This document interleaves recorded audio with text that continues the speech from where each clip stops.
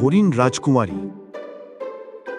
অনেক অনেক দিন আগে এক বনরাজ্যে ছিল এক অদ্ভুত রাত। চাঁদ ছিল পূর্ণিমার, আর তার আলোয় ঝিলমিল গড়ছিল বন। সেই রাতেই জন্ম নিল এক সোনালী হরিণ ছানা। তার কপালে ছোট্ট একটি সোনার মুকুটের মতো দাগ ছিল। বনের জ্ঞানী প্যাঁচা বলল, এ জন্ম কোনো সাধারণ নয়, এ হলো বনের রাজকুমারী। হরিণ রাজকুমারী বড় হতে লাগল। যখন সে বনে দৌড়াতো, শুকনো ঘাস আবার সবুজ হয়ে উঠত।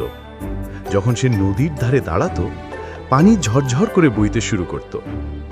প্রাণীরা বলতো, এই জন্ম কোনো সাধারণ নয়, এ হলো বনের রাজকুমারী।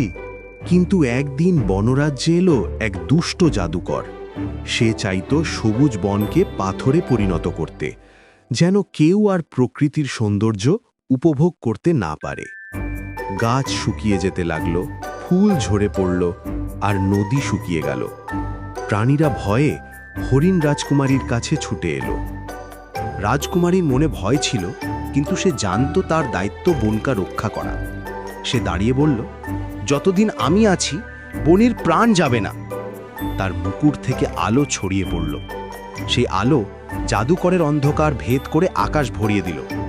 জাদুকর চিৎকার করে পালালো, আর বন মুক্ত হল।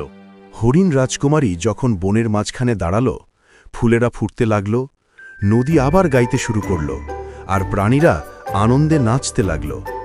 সবাই একসাথে বলল, আমাদের রাজকুমারী শুধু সুন্দর নন, তিনি সাহসী আর দয়ালু।